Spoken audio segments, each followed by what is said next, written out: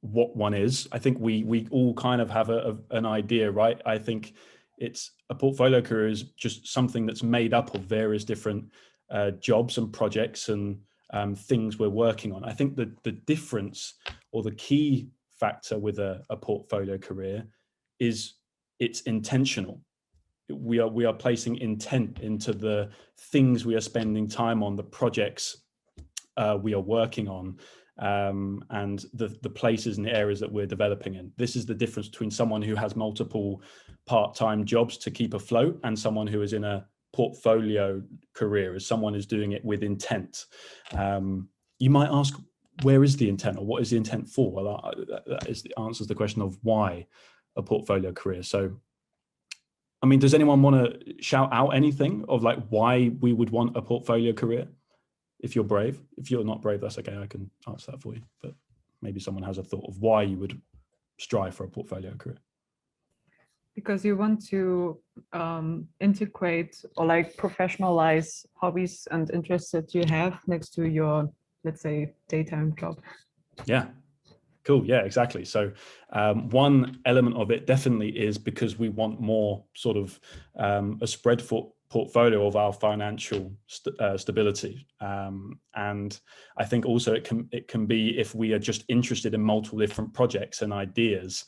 And there's an element of it minimizing risk as well. But the one thing I think is the main reason why we adopt a portfolio career is to accommodate three core elements in our life. And so I want to actually reframe it to like a portfolio life rather than portfolio career. It's how can we get enough financial stability to do the things we want to do? Can we get an element of meaning from the things we are doing? A meaning it's aligning with our why, if you like that term. And is it giving us enough variety in our lives and in the time that we're spending doing stuff? I think that's the most important thing to me, is why would we do this? Well, I need financial stability across different areas. I want to have some meaning which can be spread, and I want to have some variety. I think that's as good a reason as any. And I think that the important thing here, which is a bit of a myth, is the idea that everything has to be equal measures across these three areas, that everything we do has to be equally meaningful, equally financially stable, and equally as varied.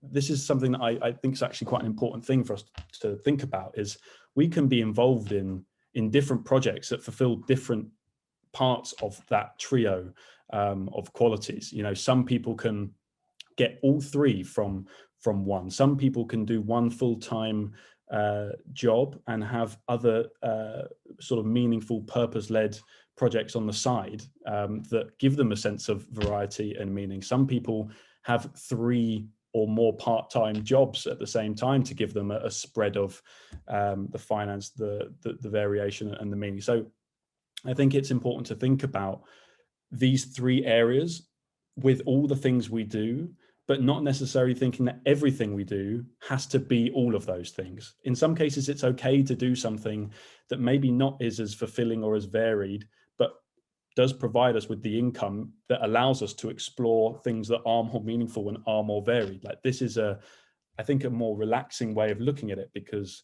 I think definitely people like us who are quite curious and wanting to be very ambitious with the things they're doing, we think everything needs to be meaningful, varied, impactful, and financially rewarding. And that's a great thing for us to aim for, but that doesn't need to be our starting point. Our starting point can be, how can we gather all those things from different projects that we have in a split way? And I think that's just something I would maybe, as a main takeaway, like you guys to take away from this, is can I get a combination through the different things I spend time on doing in all these areas, as opposed to initially starting from a point of making sure everything you do is aligned with those three areas. So exercise 1, let's get the difficult, stigmatized one out the way. We're going to talk a little bit about the financial side of it. So pen and paper, people. Very quickly, 5 minutes. This is something you may have already done. It's a useful exercise, and this just gives you permission to do it. We're not going to share this, but it's something for you to know, and I want you to have there. Can you please write down your basic survival budget Like, what do you need at a bare minimum to cover your rent, to cover your mortgage, to cover the things that you have at that, that survival level? I'd like to write that, maybe do your calculations. You might need a calculator, and just write that down, put it aside. Then you're going to come up with another number, which is what are the other things that you really value, the other experiences that you think you need in order to flourish. For me, I like to go, well, I'm not doing it at all now, but I would put aside like a gig and festival budget for myself that I think is a luxury that gives a lot of value to my life. And I would want to strive for a financial career that enables me to do those things that I value. So have a separate number and then have a combined number. And this is our financial goal, but it's made up of two parts, and that's important because we're going to talk about that next. The basic reason, actually, I can talk about that right now. Why not? The basic reason you need that number is because if you cover your basic survival budget, from this point, if we're trying to explore and start out taking a portfolio career, we can use experimentation, exploration, and taking action to try and take action in all these other things, knowing that our basic survival need is already met. So we can risk taking that hit on our the extra to allow us to experiment and explore. So I'll just give you 5 minutes to write that down.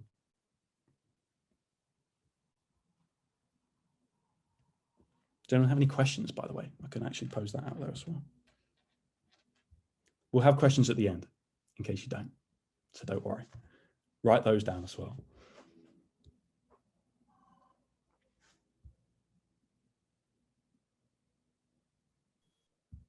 I have a question. I just have a really unstable life, so I don't know how exactly, because every month I'm here, then I'm in another place. So how I will just could manage this uncertainty to not make me go crazy. So are you asking how can you come up with a number if your costs vary quite a lot? Yeah. Yeah. So, well, I think in that case, there's still a general number that you can work towards that maybe would be an average that means that you can still have that lifestyle, as opposed to thinking each month it might go up and down. Just think, okay, on a general scale, if I wanted to move from here to here and do that to that, there's a minimum required for you to still be able to do those things. Okay. Yeah. Thanks, Miranda.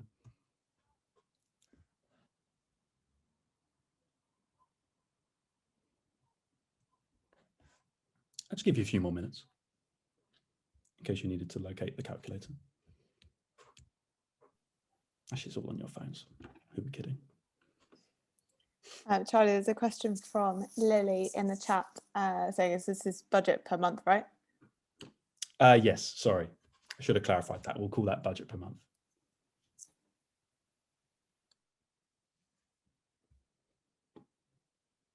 I think the idea is that if we're looking to expand in the things we're doing, we take a bit of humility in saying, okay, as long as my basic survival budget is met, I can now go out and try to develop my portfolio career by exploring, taking action and experimenting in different areas.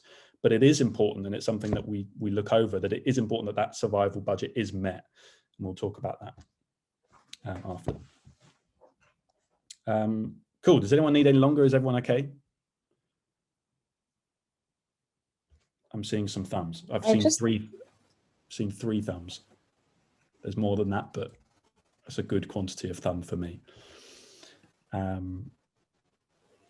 Cool. We're going to move on to the next exercise. So keep those pens and papers where they are. And this bit's going to be a bit fidgety.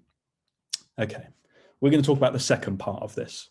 And I know you've probably done this before. Lots of either self-help books or lots of things tell you to do this, but this is an opportunity to actually sit and do it and not feel silly about it, because we're also going to be talking about this.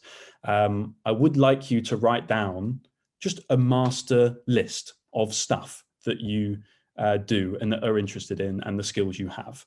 So think of it as almost, I've got a slide on the next one, which can be a rough framework for you to follow.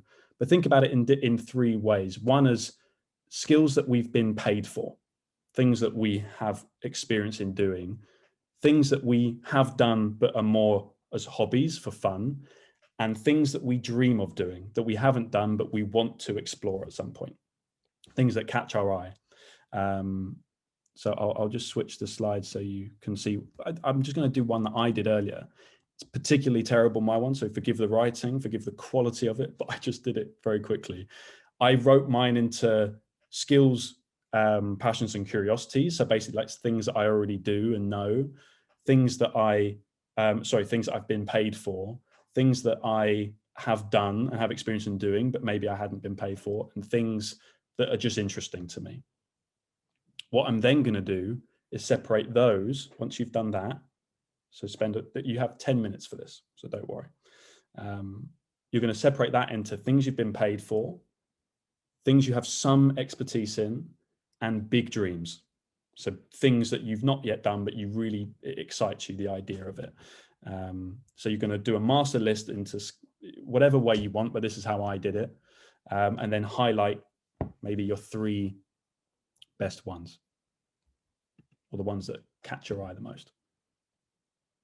I can leave it on this page if people want to see it. So it's a mixture, right? It's a mixture of skills you have now, the skills that you aspire to have, and the things in between. And if you're thinking about putting it on and you're not really sure, put it on. The idea is to come from a positive position, right? Of I do and I'm interested in all these things, rather than I'm not good enough to be doing this, or I don't have enough experience to. All of it goes on. This is just things that interest you, things that you have. And you probably have more than you think.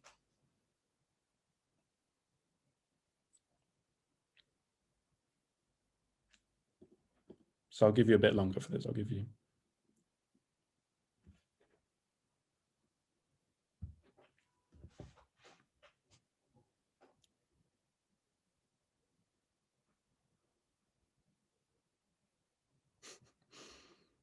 Can't believe my list is there for all to see. How embarrassing.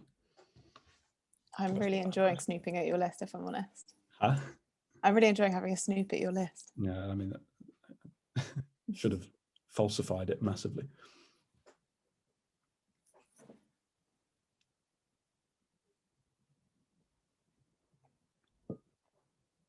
So start with the first bit, which is just listing things. And then once you've got that, just highlight the maybe 3, one from each category that grabs your attention.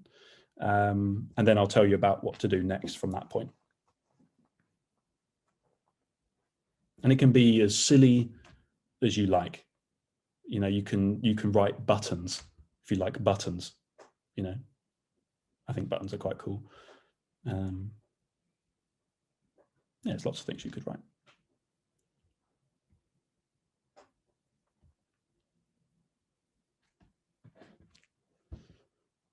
This usually brings a lot of resistance in people when you have to write your master list of interests. So acknowledge that. That's all right. You might feel like, oh God, another list defining myself by the things I do, but it's all right. We're all open-minded people here.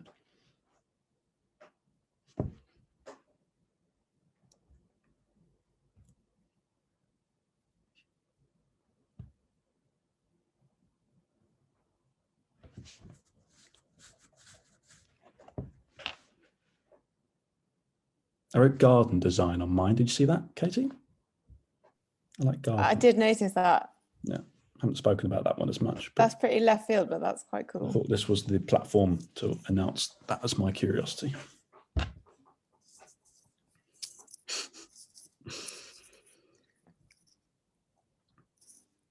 give you a few more minutes.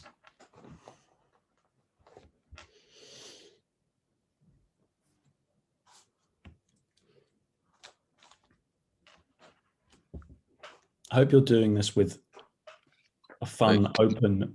Oh, hello. Someone. Hi, could you please repeat the things again? What things? Sorry. The areas.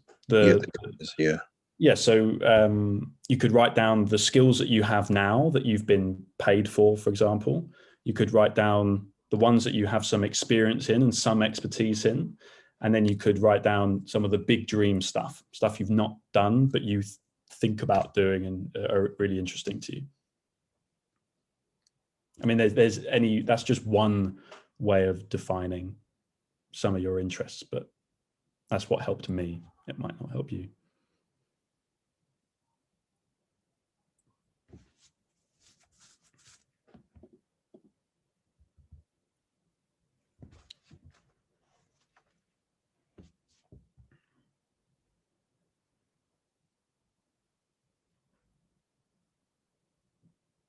Give you 2 more minutes.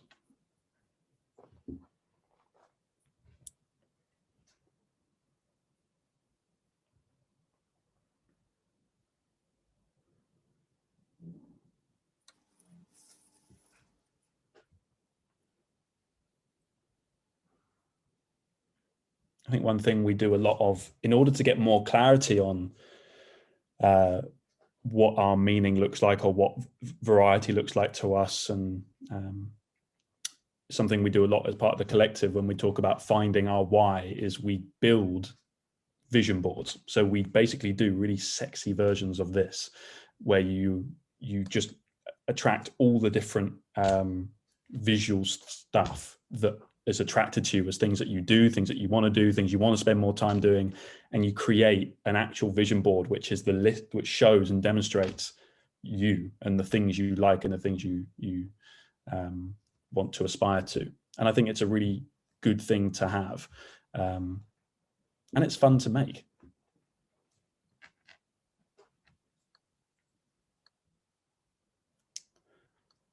Cool. Maybe some of you, I hope you've got, I think ideally you'd have like maybe 3 skills or 3 things in each of those categories. So we should have maybe at least 10 stuff. I want you to highlight top 3. One of those, ideally from each category. Doesn't have to be, but ideally, for the sake of the exercise. What you're then going to do is, under each of those things that you've highlighted, you're going to list, and this can be jobs that you've had or just know of, or things that you don't know, but you're going to list jobs that are related to that, or project ideas that are related to that thing. So you can see on the example I gave, under public speaking, something I've been paid for, I listed the jobs that are related to that. Under the ones I had some expertise, I've listed the projects that I could get paid for that could be aligned to a career in some degree. And my big dream, as you can see, of being in a band, like that's a way of a project that could earn money.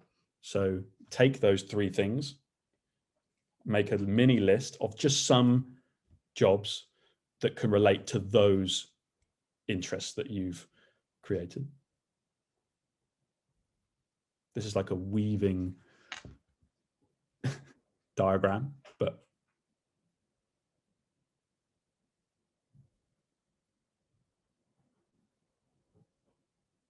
and don't worry that it needs to be too realistic or out of reach or something you can do right now. Just allow yourself to write what is attracted to you.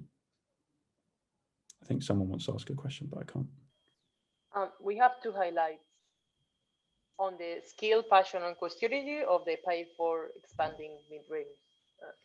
So they should be roughly like the same kind of list. They were just 2 ways of thinking about it. So it should be like those mold into one. You can choose 3 that grab your attention. I think one should at least be one from the either big dream or some expertise.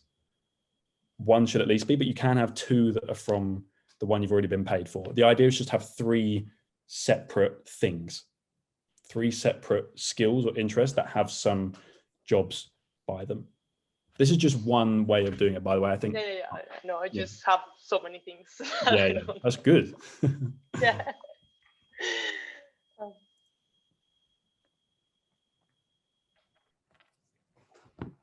Cool. So you should now have a general master list of some things that you like, some skills, some passions, some curiosities. You should have been able to navigate, okay, which of these have I been paid for before? Which of these have I got experience in or above average expertise in? And which of these are just curiosities, dreams that I have had that I haven't yet explored, that are out there in existence? Breakout rooms. Excellent. So what we're going to do is we're going to partake in a little visualization to start with. I love a visualization. So I'm going to ask you all in a very calming and mildly spiritual way to close your eyes. Actually, I won't close my eyes. I need to pay attention. If you all close your eyes and take a deep breath. Okay. Go with me on this. You are in 2022. We are a year from now. So a year has already passed. You are in a position where you have actively involvement in 3 projects. Each of these areas that you've just defined, you are actively involved with. I want you to imagine, what are those 3 things, or even 2 things, more than one thing. What are these projects that you're involved with? How do you feel being involved with them? How do they fit into your life?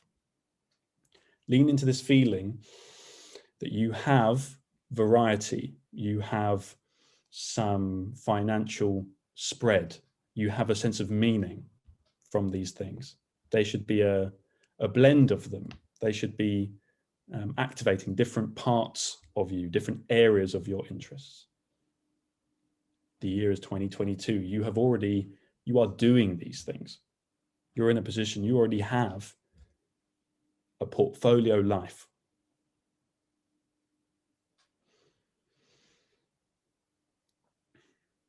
Just keep your eyes closed.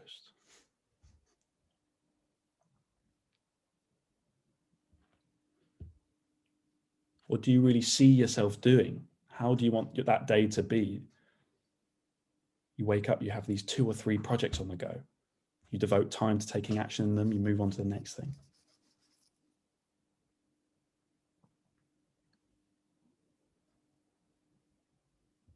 Imagine your portfolio life 1 year from now.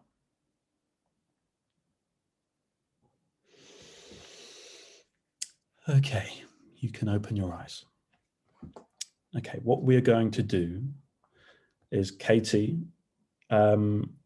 if you could, when after I've just finished speaking, put everyone into a breakout room of 3 people. You are going to role play. We love role play. Role play is great. So what you're going to do is you are going to state, I'm going to give you a reminder every 5 minutes, but you are taking that stage to in front of the other 2 people to say, I right now am these 3 things. I'm doing these 3 things. This is how I feel doing them. This is why I'm doing them. This is how I got here. For example, you might say, hi, I'm Charlie. I am so happy right now. I am a web developer where I offer my web designing services to clients in London. I'm also a watercolor painter on the side where I sell my watercolor paintings to people on the streets by the bridge. That's a little bit dark, but it's okay. And I'm also a barrister at the local coffee shop because I really like to engage with people, and I've got a sense of all 3 of these areas really impacting my life, where I get to see people every day, I get to display my creativity, and I get to work with clients on big projects. You are going to role play your portfolio career that you have. You are in 2022. You're not convincing them how to do it. You've already done it. You're doing it. You have this life now. Okay. So I'm going to give you, 15 minutes. So you'll have 5 minutes each. And listen, we're all nice. We're all open-minded people. There's no judgment. You can let these be as wild as you like. It doesn't matter. You can say whatever you want, but you're telling them what you're doing. Okay. Cool. Katie, Cool. would you kindly put them into these lovely people? I will. There's going to be 3 or 4 people in each room, depending on how many join. If you're by yourself, I will reassign you to another group, I promise. Cool. I'm opening them now. Did anyone have any questions before we do that, by the way? I'm going to take that as no. You know what you're doing. Step into your theatrical self. You all have it in you. You should have all written down theatre. That should be a joint interest of us all. Okay, perfect. I'll open the rooms now. If you have any trouble, just send me a message and I will come and help you. Cool. See you in 15, people. Welcome back, people. I hope you all visualized with intent the future lives. Sorry, you all visualized your lives that have already happened. You've already done it. So the purpose of that is to really lean into thinking about, okay, what are the projects that I could do and be involved with? And allowing yourself to form these thoughts and visualizations of imagining what you would need to do to live those realities. And remember the point I made at the start, which was not thinking everything as like necessarily as a career that has to contribute to all of these areas of being meaningful, being varied, and being financially stable, but thinking of the group culmination of everything we do contributing to that. So it allows you to say, oh, I want to be a web developer and be a surfer. If it means that you're going to partake in surfing and it's not going to be initially, or at maybe not any particular stage, profitable, but it will fulfill you with being varied and it will give some meaning. I think people confuse profitability with value. Just because something's not profitable, that doesn't mean it's not valuable.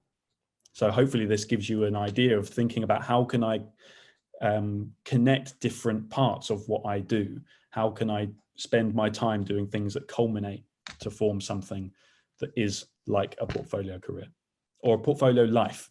I think portfolio life is nicer because it doesn't put emphasis on needing everything I do to be all financially stable, meaningful, and varied, although that is something we can strive for. Cool. So I just want to talk a little bit about actionable things. So, I mean, a big part of what we talk a lot with in Uprise is the action taking part. So I want you all to almost think about these visualizations and always have those in the back of your mind, but then think, okay, what are the small behaviors and habits I can do now, today, that can take me a step towards that? And there's a few different areas, I think. So I think there's a concept, actually, I found this in a book called Focus, but there's this concept of the 3 C's, which is, okay, when I'm taking action in a project, let's say I've defined these 3 areas, these 3 things or 2 things I want to work on. When you start taking action, when you say I'm going to take action in this thing, what does that look like? So it can be creativity. It can be I am making something to do, I directly attributing to this project. I am creating something. Maybe I'm selling something. Okay, that's one part of the process of taking action. Another part is the connecting. So can I be connected with people who are in that project area, in that industry, in that line of work? Can I be part of communities that are in those kinds of work, or in communities who are aspiring to be in that kind of work? I think the email someone is a good one, because it means that you actually create a network by reaching out and asking to engage with them. And the third one, which again we often define as not being a good thing, which, you know, I argue is somewhat true, is consuming. Like, when we're taking action, are we being inspired through what we read, what we watch, what we see? And acknowledge that you can spend your time consuming information and connecting with people, but that won't mean anything unless you're creating. So when you're taking action, we may confuse consuming and connecting with taking with creativity. And it's important to recognize the difference, because consuming and connecting should only inform creativity. Likewise, creativity, when it's not been done with a mindful or thoughtful way of connecting with the right people or doing your research around the topic, can become a bit mindless and it can become a bit erratic. So I think a nice structured way to think about this is, okay, I have these 3 or 2 projects that I want to focus on, that I want to build out and improve on over the course of this year, of this month, of tomorrow. what can I do right now that is a behavior that aligns with that visualization? Okay, I've got 3 things I could choose between doing. I could consume and consume some information. I can connect with people, but I'm going to have to eventually start creating something. And you can know when you're balancing those correctly. So you should be spending time on all of those things. Allow your consumption and connection to inform creativity, but don't allow those to be misjudged for taking action. Because you do, the whole motto of this is when we visualize a future for ourselves, we have to start taking actionable steps towards that vision. So we have to start doing things. We have to pay attention to the creating part. We have to make something, create something, sell something. We have to move in that direction. I think a lot of us get confused with when we are connecting with people in the industry. It's good. It feels like we're informing ourselves.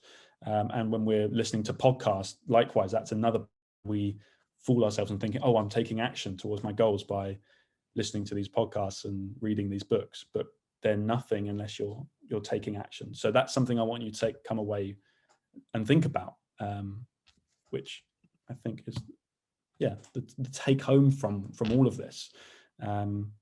Really just a few things. Can I think of my projects, my time spent in my portfolio life as combining in different areas? See how my hands are doing this? Different areas like this. How they're combining to become financially viable, meaningful, and varied in the skills that I utilize, as opposed to putting so much emphasis on everything needing to be perfectly everything. This gives us a lot more freedom to explore stuff if we take that mindset. Work out your minimum required cost that you have hopefully already done. And if you have that base, and if that means, wanting to move your job to part-time, or find a way to automate some of the work you're already doing your full-time job to allow time to do this, but be brave and have that minimum financial cost. It allows you to experiment, to take action, and to fail, to try stuff, because we only learn through the action taking part. And the final take home is, when we talk about taking action, it's a nice way of thinking about it, is breaking up into those 3 C's, but allow consumption and connection to inform creativity, and make sure that over a course of a day, of a week, of a month, of a year, we're spending enough time in that creating part. I think that's my general take home message. Yeah, 3 parts, 3 C's, minimum financial cost. This is a big, broad topic. We could talk about lots of things so that we can deep dive into them. But today, the purpose was just allowing yourself to imagine what that could look like, and take away, start thinking about what are the small behaviors you could do that could align to that. Cool. This is a nice person. We have 5 minutes or so. I hope that the visualization was a good way of you outing and vocalizing the dreams and the goals that you have for like a portfolio life and career. Does anyone have any questions that they want to ask about anything? I posted a question, but I can ask it so everyone is on board. Why don't you ask it? Yeah, so we can. Hello. Hey, thanks for the session. I was asking if you have any advice on how someone can know if they're doing enough creatively. So like how to balance out the kind of connecting, consuming with creativity, and how can you like tell you're doing enough, if that makes sense? I think, well, a marker I use is I know when I'm creating, when I have more resistance towards it. Like I find it very easy to consume. Right, we all find it easy to watch books, to read books, to watch films, to listen to podcasts. We know when we can send an email and try and be in part of the right communities. But when we have to connect, like create something and actually start doing something, we feel that resistance because there's things telling us that it's not good enough, we shouldn't be doing it. And I know when I have that feeling more frequently that I'm stepping into the uncomfortable. So a good marker is thinking, okay, when am I feeling that discomfort? of taking action towards something. And if you're not feeling it at all, then you're probably not doing enough.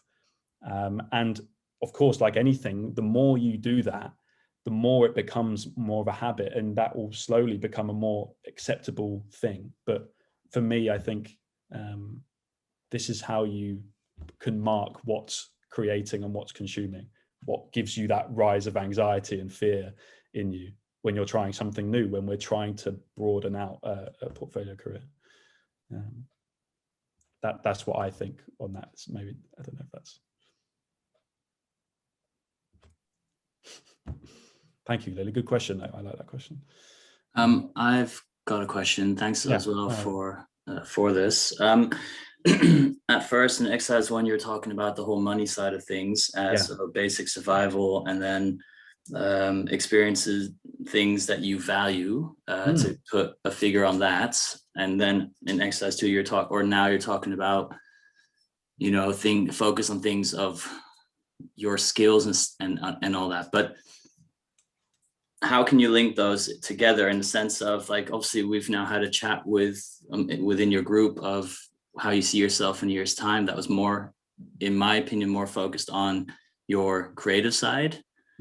How are you kind of linking that to the financial side, or at least to try and get that financial side included into that?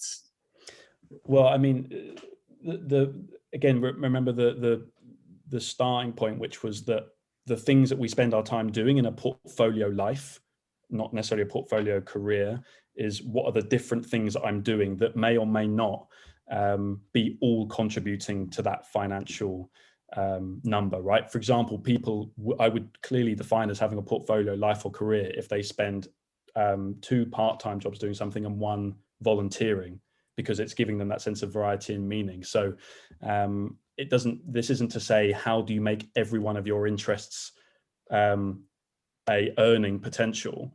It's saying, okay, start thinking about how I can spend my time doing stuff, and if there is an opportunity to sell something there or to be paid for that skill, then great, I can explore that. But the purpose of this is to think more about the things you're doing and whether you feel you're doing that because it's providing some variety, it's providing some meaning to the impact it's making, or it's providing financially.